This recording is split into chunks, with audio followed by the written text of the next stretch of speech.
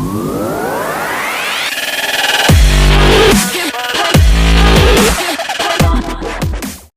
guys, welcome back to STL Cars and welcome back to a brand new video. In this one we've got another modification for the S5. Now you might notice that the surroundings are a little bit different. I'm actually now at my mum's house back for Christmas, and since it is Christmas time and Christmas is all about presents and giving, I've given to myself and bought myself a present in the form of another modification. It's in the boot of the car, so without further ado we'll go downstairs now, we'll go to the car and we'll take a look at what we've got to install today.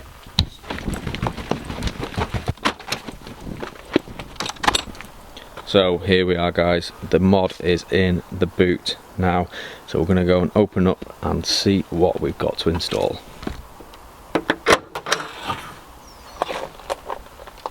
Ta-da! So here we are guys, we have got the next modification, and as you can see it is a brand new diffuser. Well, say brand new, I'll get into that in a second. It's a diffuser for the S5, which as you can see from the standard one, it just doesn't do anything for it. It's just plain, doesn't look right with the car, and with everything else that we've been doing on the car carbon, we've gone for a carbon fibre diffuser. Now, as you guys will know, I like to find a good bargain. So again, as always with a lot of my stuff that I buy for the S5, this is off Facebook Marketplace. Now, I was scrolling through one night and saw this come up, and for the price of it, I could not turn it down. Big shout out to Isaac, who I bought this off. What a sound guy he was. Got it for a really good price actually. For what you would pay for them brand new, I've done pretty well to get this. So I think it should be a pretty... Somebody's ring doorbell is going off. I think it should be a pretty easy install. So from what I've seen, it's just all clips. So yeah, it's just all clips on the top part. So that should all just clip in, and then on the bottom there's 3 screws, which will be on the original one. So what we're going to do is we're going to get under the car. I might just put it up on some little ramps just to make it a bit easier to get access under there. But it should be as simple as just, focus camera. Yeah, it should be as simple as just getting these clips in the top part and then screwing in them 3 screws at the bottom.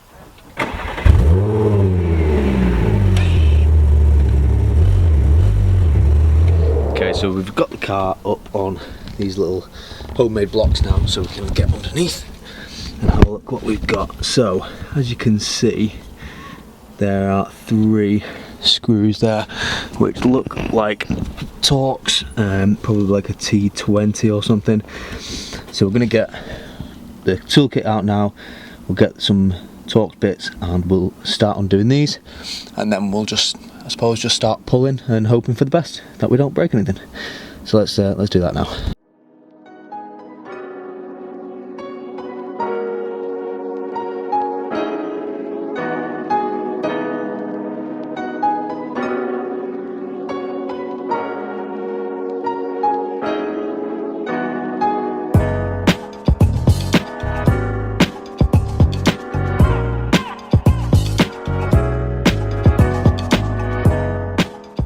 So as always, things are never simple. So we've undone the 3 bolts from underneath, but I've realised the clips are a lot firmer and tougher than I thought they were. We're not going to be able to just pull it off without removing the rear bumper. So it's now 25 past 3. It goes dark at 4, so I've got like 30 minutes to try and whip this bumper off. So we're going to just go through it really quickly. So just to get the bumper off, there's a couple of Torx nuts in the wheel arch here, which I'm going to try and get to without removing the wheel, because that's just a pain. And then we've got to remove the light here through this part here, and the same on that side. And then there's a 10mm bolt in there that we've got to remove as well. And then there's another Torx bolt here. So I'm just going to try and film what I can, but I really want to get this on today. So I'm just going to whip the bumper off as quick as I can, and then yeah, I'll just film what I can and hopefully show you guys the end result. So to remove the back bumper, as I said, we had to first remove the 3 Torx screws that were in the wheel arch on either side. So this was, I think, a T20, so this is really easy to do, and you can access them just with the wheel on. Then we moved into the boot of the car, and it was time to remove the headlights from both sides. So we started on the passenger side. So you pull down these little flaps, and there's like a black screw in there that you've got to just unscrew. So that was really easy to do.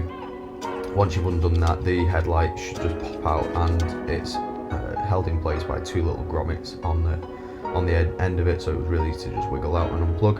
And then we had to undo the 10mm bolt that holds the bumper on. I would highly recommend using a magnet like I did here to get that out, because once it's come off the thread, you've got the risk of potentially dropping it down, because there's not a lot of access into where it is, so you could drop it. So I would use a magnet.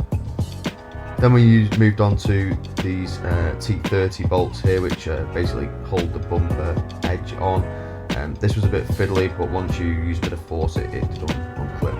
And then it was just a case of pulling on the bumper gently until it came off.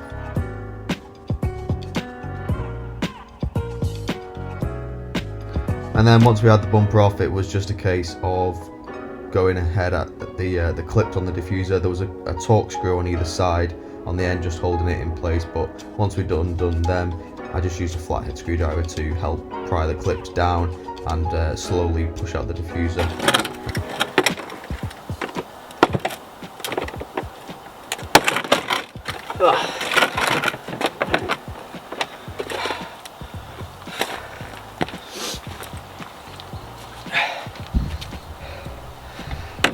So there we are, guys. We've got the old diffuser off.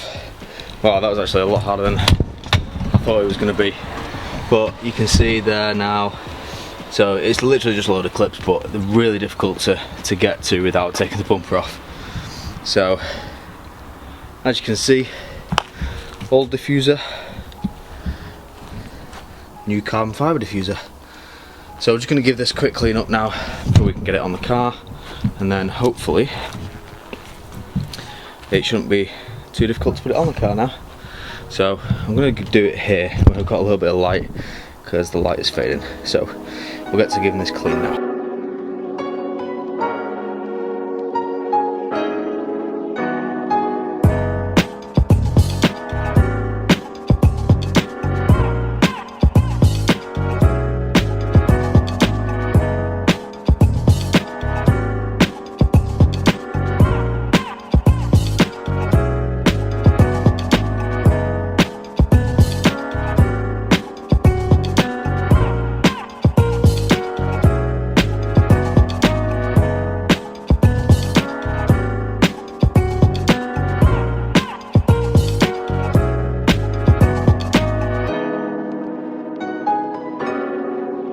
Right guys, I'm just filming on the phone now because I'm having to use the flash because it's that dark now. Not the best conditions to be doing it in, and I highly wouldn't recommend trying to do something on your car and starting it at 3:30 in the winter when it goes dark at 4. But just a little update of where we're at, so you can see the diffuser's on. I'm not going to show you too much in depth at the minute, we'll leave that for the end. But we've got the bumper clip back in. I've kind of like broke a little bit of the clip here, so I'm hoping when I screw this in it'll keep it held in, because it's a little bit flapping about at the minute.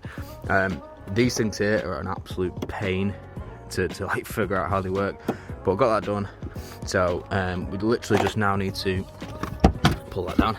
We just need to put the headlights back in. This is where the 10mm bolt is in here, so we just need to put the 10mm onto that little stud there, put the headlights back in both sides. We need to do the screws underneath on the diffuser, do the ones in the wheel arch, and then that is pretty much it done. So I'm just going to do that now, and then the next thing that you'll probably see will be the final result of the diffuser. Astra, no.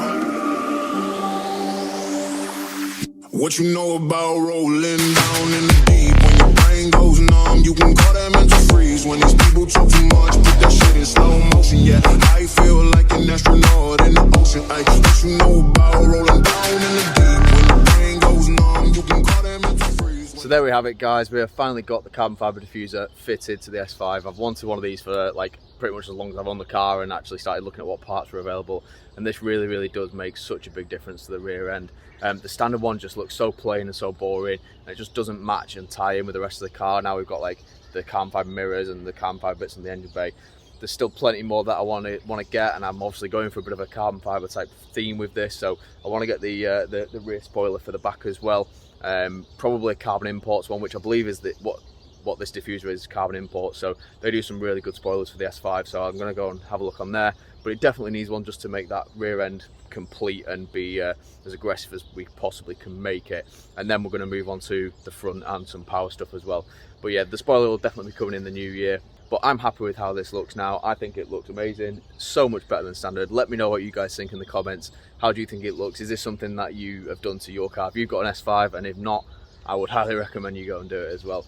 That's going to be it, guys, for this video. Please let me know any thoughts in the comments. Remember to go hit that like button as well. I'd really appreciate it. And go and hit that subscribe button with the bell icon as well, so you don't miss out on any of the latest videos. And with that, guys, I'll catch you in the next one. Cheers.